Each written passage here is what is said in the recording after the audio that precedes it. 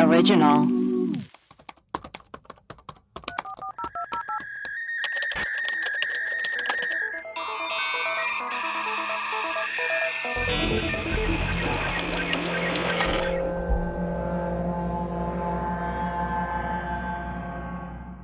Hello and welcome to Web Crawlers, the podcast where we do a deep dive into some of our favorite unsolved mysteries.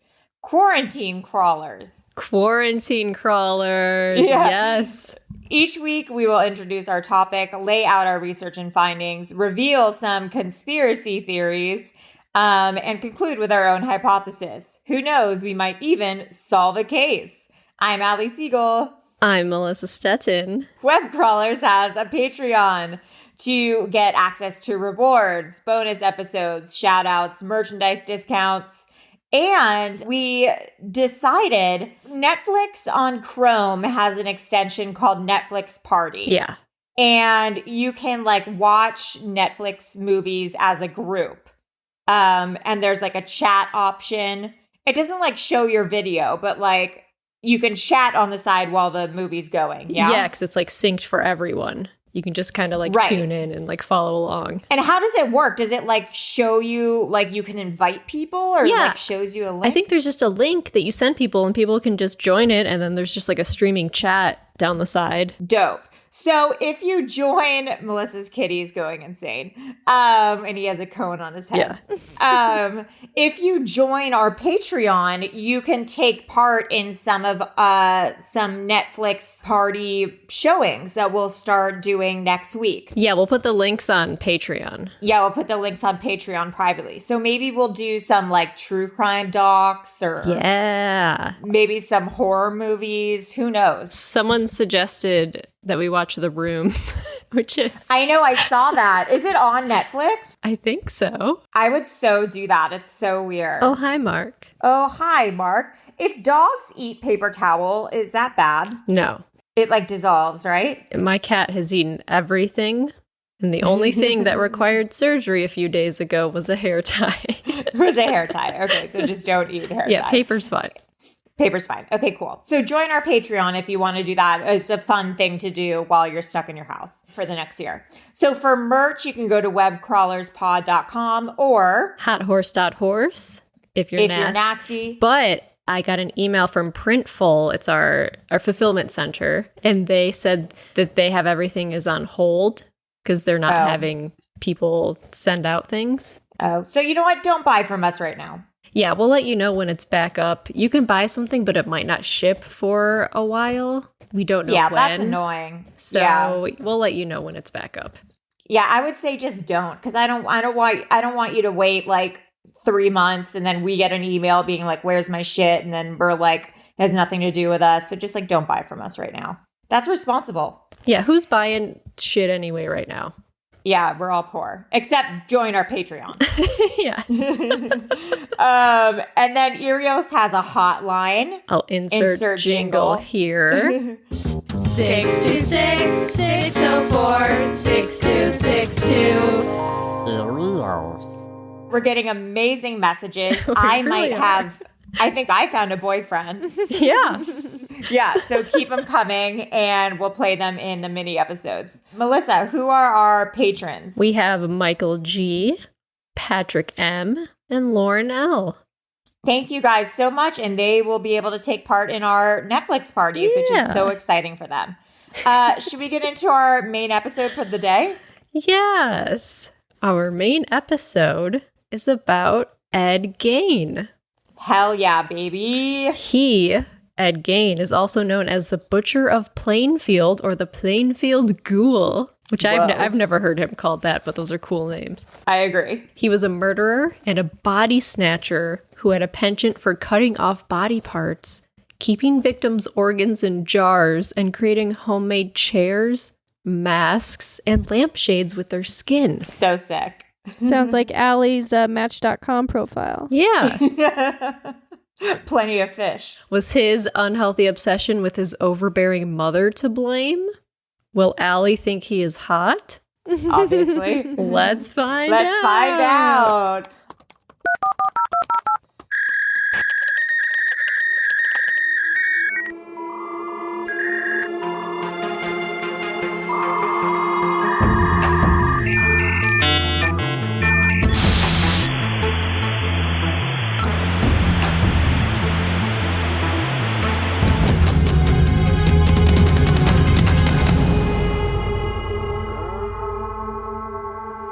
Also, side note, he was, and we talk about this later, but he was the inspiration for the guy in Psycho and Texas Chainsaw Massacre and Buffalo Bill. Yeah, so He's an inspirational man. he's an inspirational man. We got by the way, we say this in jest because we got an email of someone being like, they're pulling from our Patreon because we like the Unabomber. Like, we don't like the Unabomber. Like, we know he's bad. Yeah, we said that he's a terrible person, but maybe this person didn't finish the whole episode. Yeah, so we don't like Ed Gein. We're joking. But, or do we? Yeah, I don't know. I wouldn't be so sure, actually, guys. Don't listen to them. Yeah. Okay, some history on Ed Gein. So he was born in La Crosse County, Wisconsin on August 27th, 1906. Ed Gein is a Virgo. Oh, I'm a Pisces. That's the opposite sign of me. Oh, interesting. That's my exact opposite. So we probably would feel sexually charged by one another. Cool. He had one older brother, Henry. His mother, Augusta, hated her husband, George. He was an alcoholic and he couldn't keep a job. He owned a local grocery shop for a few years, but then he sold the business, and then the family left the city to live in isolation on a 155-acre farm in the town of Plainfield, Wisconsin. Maria would like that. Yeah, it kind of sounds nice. It is nice. I've been looking at houses on farms and stuff. Yeah, I know. they're pretty nice. Augusta kept her sons extremely isolated and turned away outsiders who could have influenced her sons. Then Ed left the farm only to attend school. And outside of school, he spent most of his time doing chores on the farm. Oof. Maybe his mother was just worried about coronavirus. Maybe.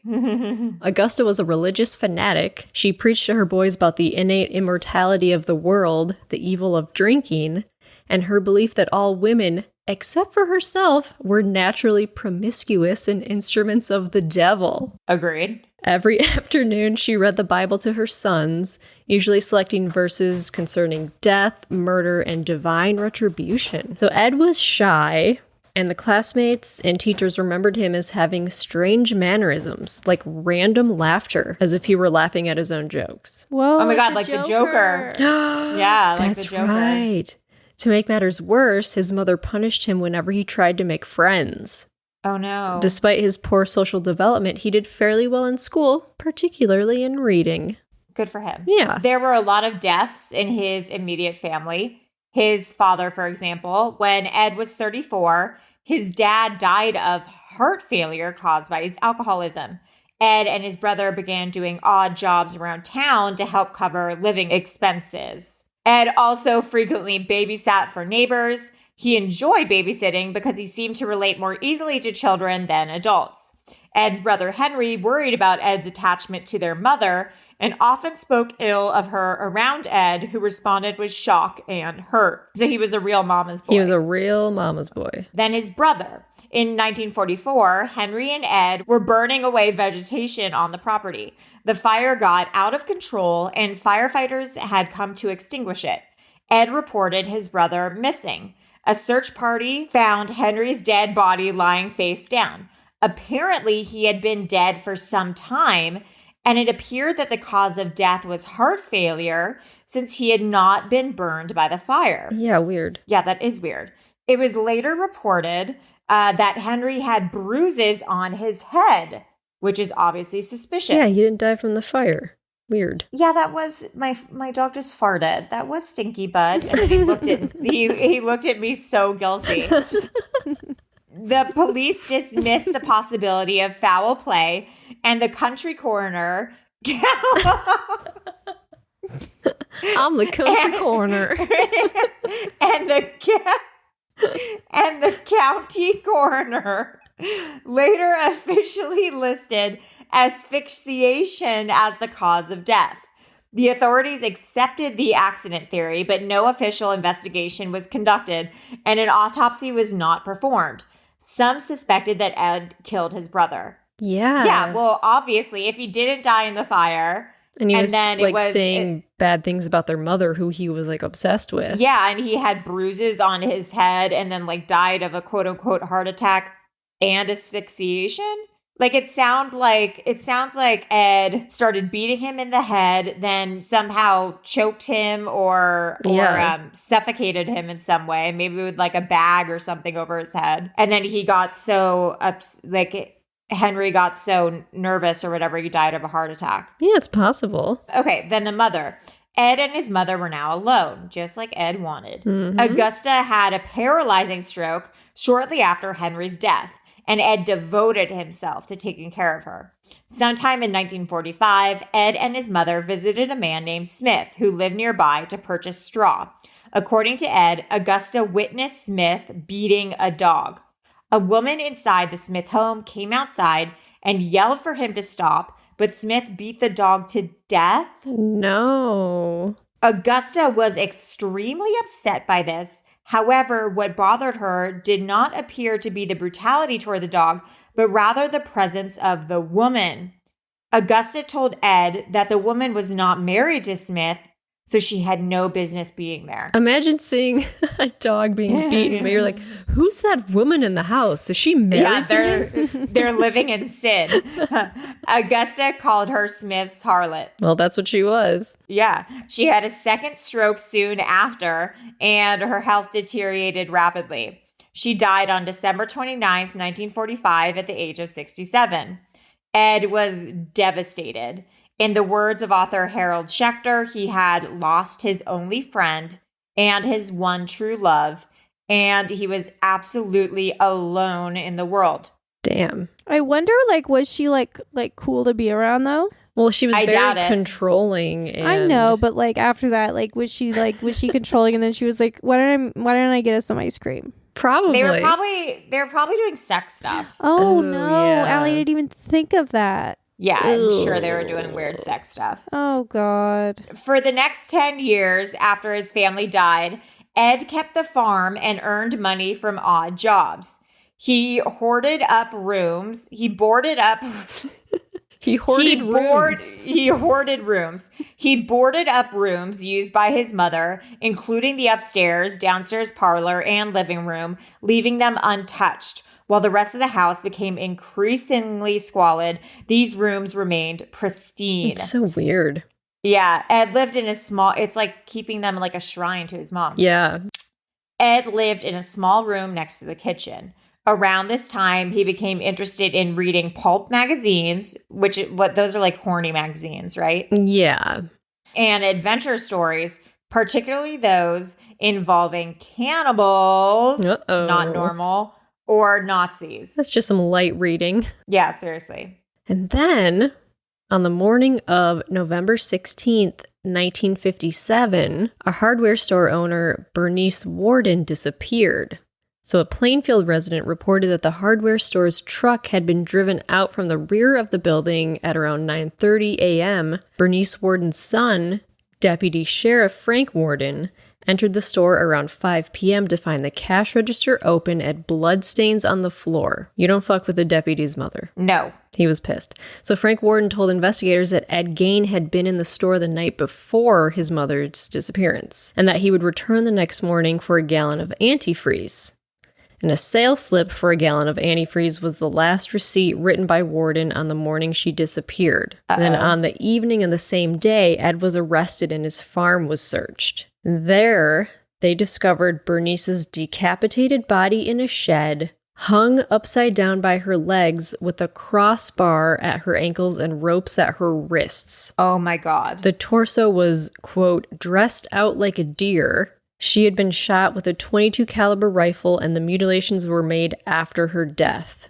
But that's not all they found. Hell yeah, everybody buckle up. While searching the rest of the house, authorities found a lot of disturbing things. Yeah. They found whole human bones and fragments, a waste basket made of human skin covering several chair seats, This is like Project Runway, but the only material you can use is human.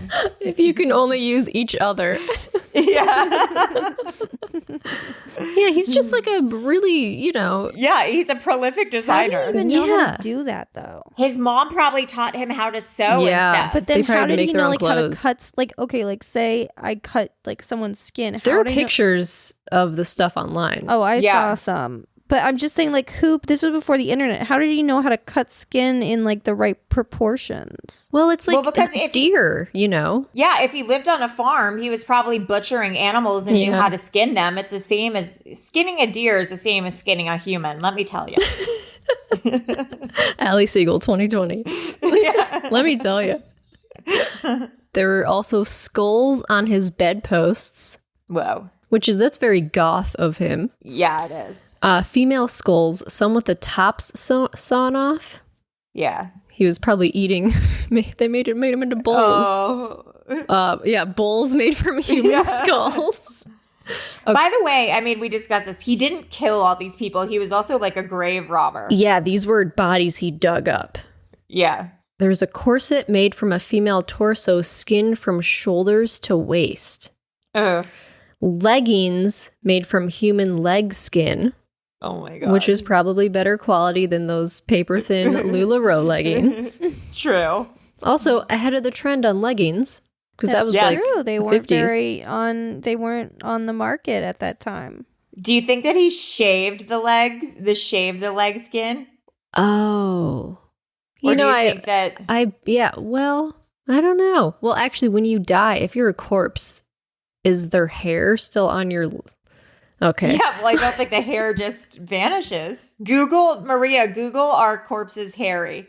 Hairy corpses. No. Yeah, Google hairy No. corpse. It's too hard.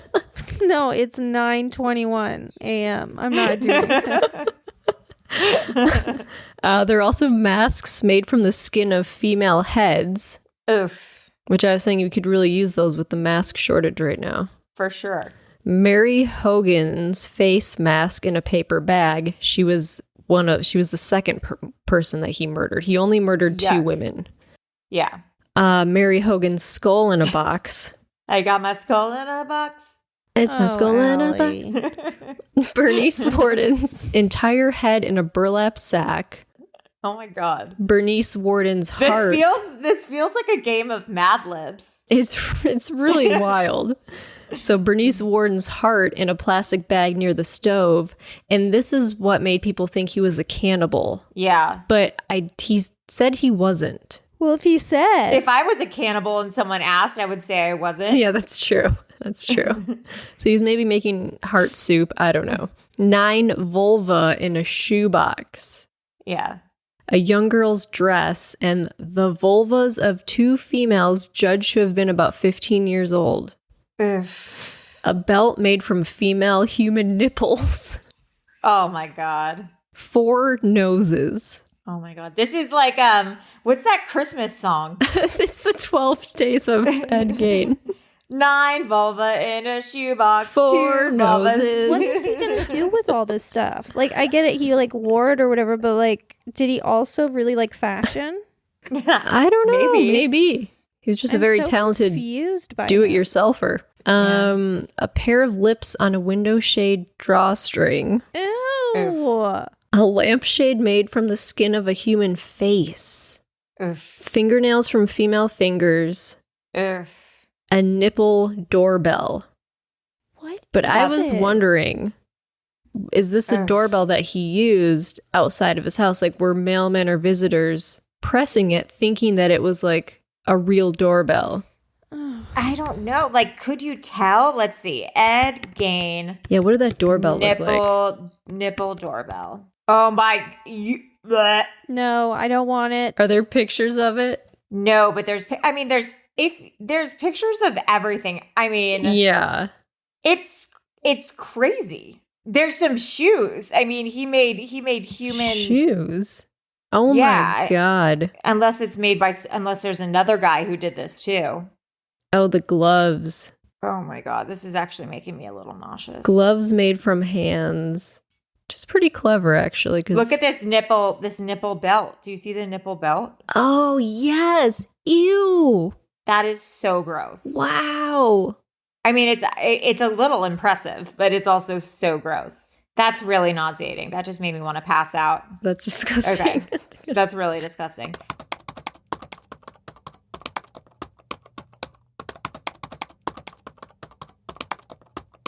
When questioned, Ed told investigators that between 1947 and 1952, he made as many as 40 night visits to 3 local graveyards to exhume recently buried bodies while he was in a daze-like state. Mm-hmm. Weird. Maybe he was on drugs or just like, I don't know. Or probably that's some manic episode or something. On about 30 of those visits, he said he came out of the daze while in the cemetery, left the grave in good order, and returned home empty-handed. Oh, like he just woke up in the grave and was like, what am I doing?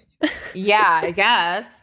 I wonder, maybe he had multiple personalities. He did have schizophrenia, I believe.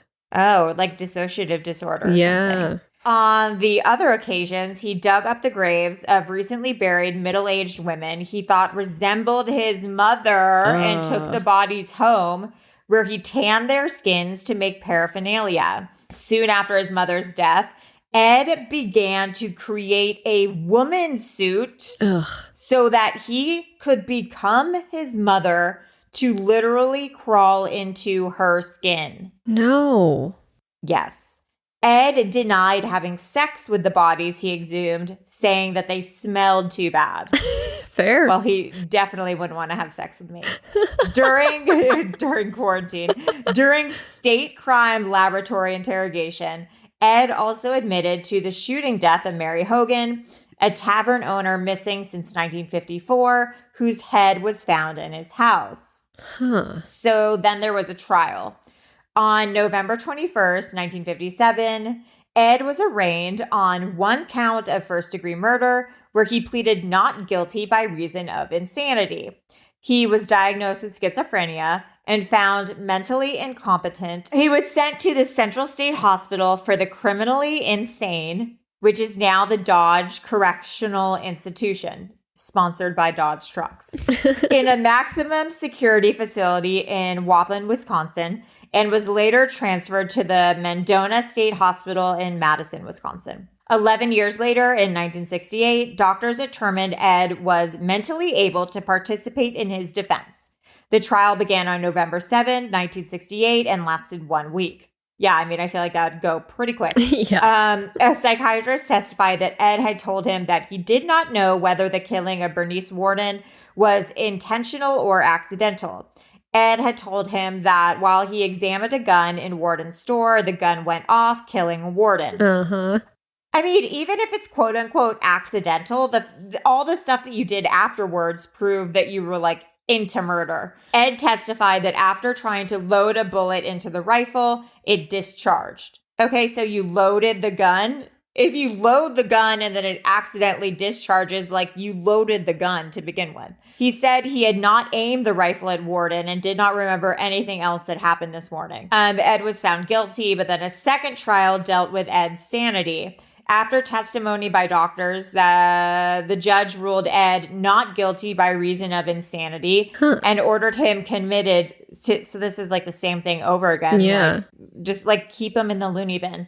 Committed to Central State Hospital for the criminally insane. He spent the rest of his life in that mental hospital. Yeah, so he never went to like an actual prison or a jail. Yeah. I mean, I get it. Like, that's not... I mean, he killed 2 people, so that doesn't qualify as a serial killer. Right, because it's 3 or more, right?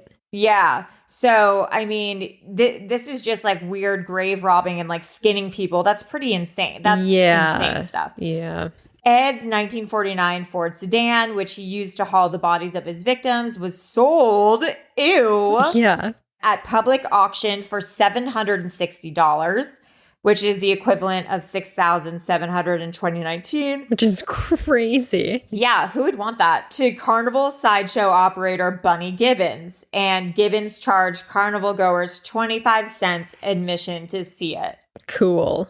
Yeah, weird. So then Ed died due to respiratory failure and lung cancer on July 26, 1984, at the age of 77.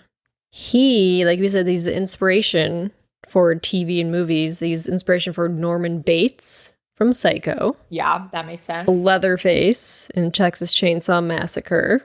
Also makes sense. And Buffalo Bill in Silence of the Lambs. As we said, he's a huge inspiration to so many of us. Huge inspiration. But Buffalo Bill was a transsexual?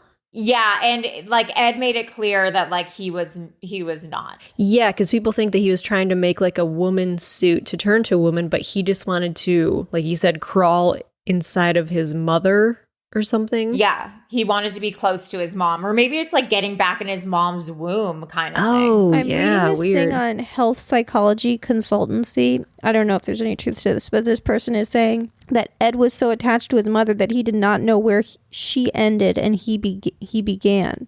He could only relate to himself via his mother. So when she was gone, he had a need to try and revive himself. Oh, That makes yeah. This manifested through collecting parts of dead bodies and that reminded him of his mother, as well as wanting a sex change.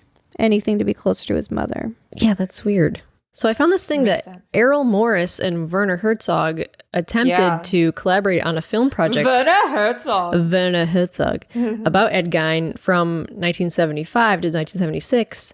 And Errol Morris interviewed Ed several times and ended up spending almost a year in Plainfield interviewing dozens of locals. And then Errol and Werner planned to secretly exhume Gain's mother from her grave to test a theory, but they never followed through on the scheme. What It was eventually the ended their theory? Oh, collaboration. What was the theory? So the theory that I looked up the theory, apparently Errol Morris went to the graveyard where Ed dug up all his bodies, and he noticed that the graves formed a circle around Ed's mom's grave. Oh. So he told this to George Arndt, who's like an Ed Gein specialist, and he said that there's probably underground tunnels leading to his mother's grave.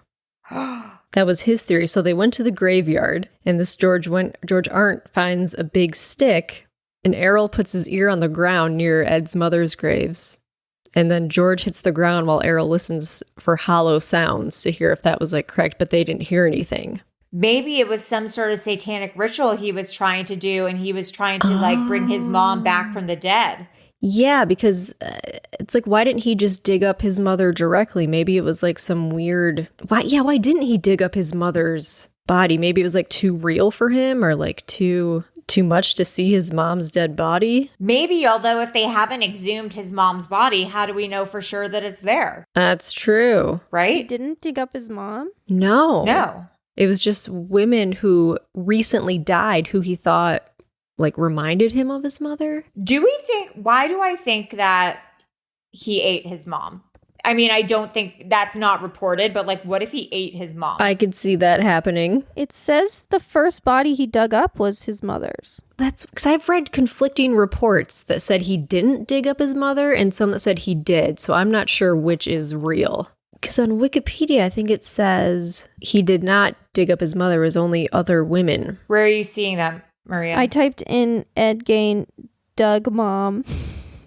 And Doug. then this and then the question comes up, did Ed Gein dig up his mother? And then this is from radford.edu. After several visits, he began to dig up corpses. The first body he dug up was that of his mother. Oh, weird. I don't.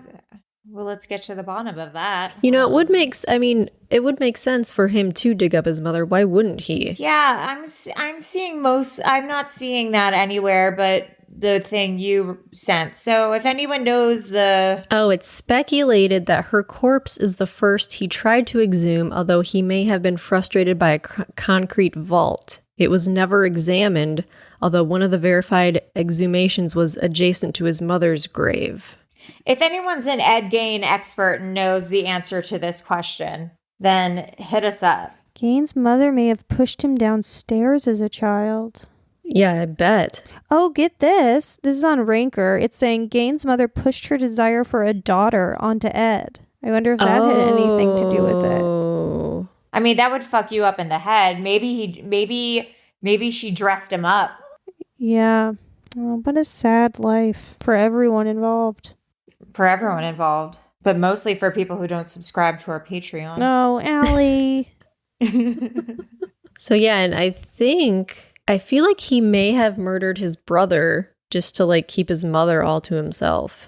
Oh, 100%. He just wanted to be mommy's special little boy. Because their dad died and then it was just him and his brother and his mom. Do you think people out there like that are like this and just walking around? Or do you think this comes like a person like that comes along once in like, a century or whatever, that intense?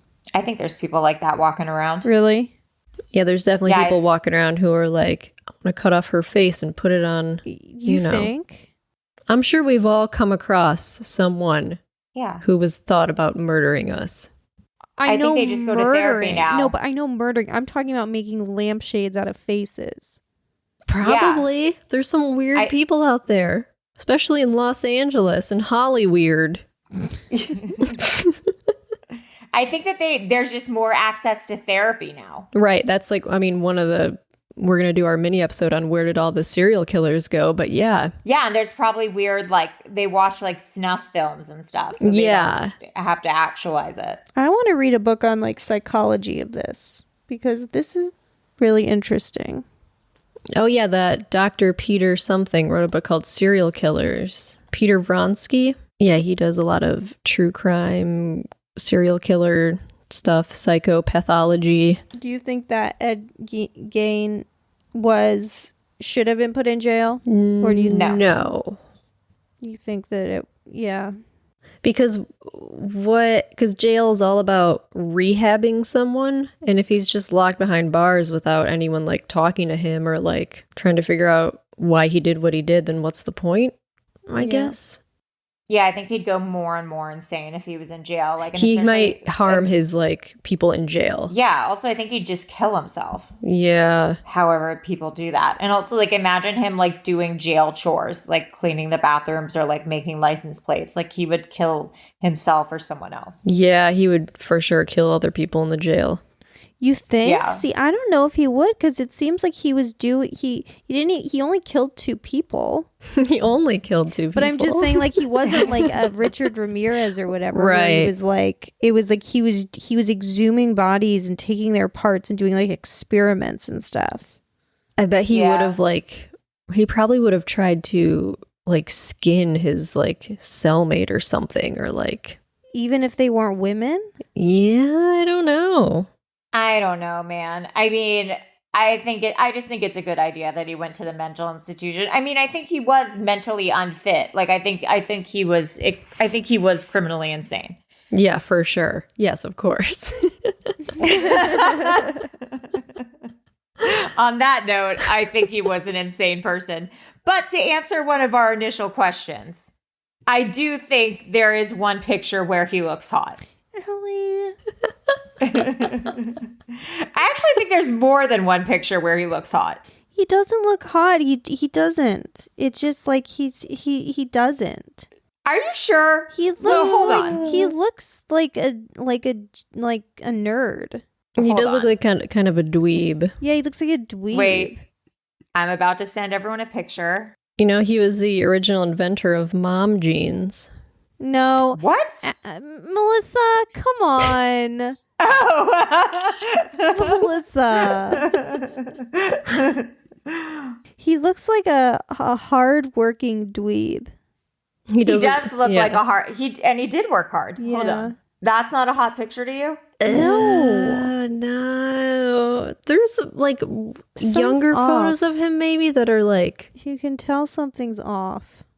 Yeah, he's got crazy eyes. Yeah. He 100% has crazy eyes, for sure. I mean, as evidenced by... anyways, that's our episode on Ed Gein. Ugh, this picture is horrible. I know, it's really bad, but look at that nipple belt, like, is well constructed. If you would like to reach us, Melissa, how can people reach us? You can send us an email at webcrawlerspod@gmail.com, or you can follow us on Twitter and Instagram at webcrawlerspod. We're on Reddit and Facebook. You can... Hell yeah, we are. Yeah, reach out, send us some emails. We read them all on our Friday mini episodes. Leave us reviews and comments. They've all been really please. good. And everyone, please stay safe. Don't leave your house. Practice social distancing and wash your hands a lot. Wash your hands. I'm Allie Siegel. I'm Melissa Stettin. And I'm Maria. Cool. Bye. Bye.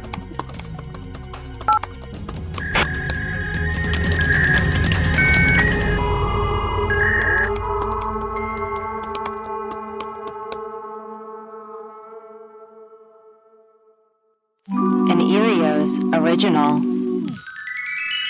Powered by Acast.